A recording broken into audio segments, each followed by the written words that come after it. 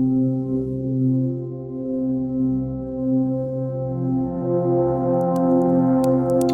now there you are. Granny's so glad you stopped in. Come on in and sit a spell. I've steeped us a fresh pot of tea. Lavender and lemon balm tonight calms the nerves, especially for what I'm about to tell you. You know, sometimes, sugar, it ain't the house that's haunted. Sometimes it's the family. You see, there are bloodlines that run deeper than water, deeper than memory. Bloodlines that carry something extra, an ability, a curse, if you want to call it that. In my family, we don't talk about it, not unless it makes itself known. My grandson, my last boy's born little boy, he showed signs early, just a tot when he started seeing things. His mom and daddy, good people, but restless as river fog. They moved around a lot, never stayed long in one place. One spring, they settled in a duplex on the far side of town. They's old converted World War II bunkhouses, low ceilings, narrow rooms, and a history thick as molasses. A place full of walls that had seen things. My grandson was 5 when they moved in there, and that's when the nightmares began. At first, it was just cries in the night. Then it became full-blown night terrors. He'd come running, screaming, tears streaking down his little cheeks, and every time he said the same thing.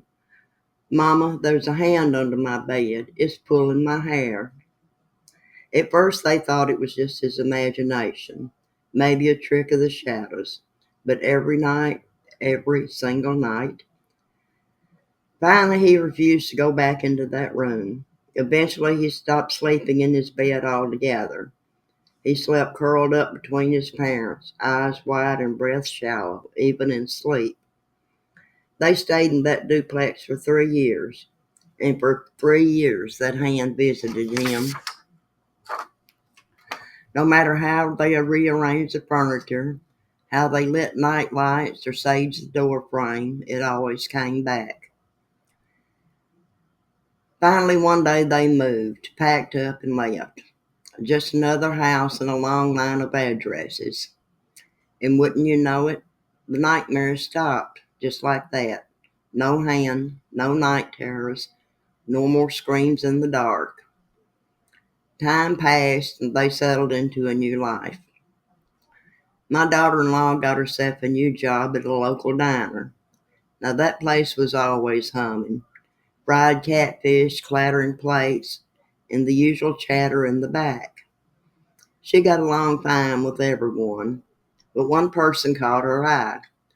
A quiet woman working the kitchen, always wearing gloves. Her name was Juanita, the sous chef. Eventually the gloves came off, and that's when my daughter-in-law noticed. 3 fingers were missing from Juanita's right hand. She asked about it one day, gentle-like, didn't want to be rude. And Juanita, without so much as a blink, said, "Oh, that? Lost 'em building shelves in my laundry room." Circular Saw jumped on me. Then she added, "It happened a few years back over in them old World War II bunker conversions on the far side of town." And when she gave the address, my daughter-in-law nearly dropped the tray in her hands. It was the same house, the exact duplex they had lived in, the one where her little boy had nightmares, where he cried about a hand under the bed pulling his hair. Only now that hand had a name.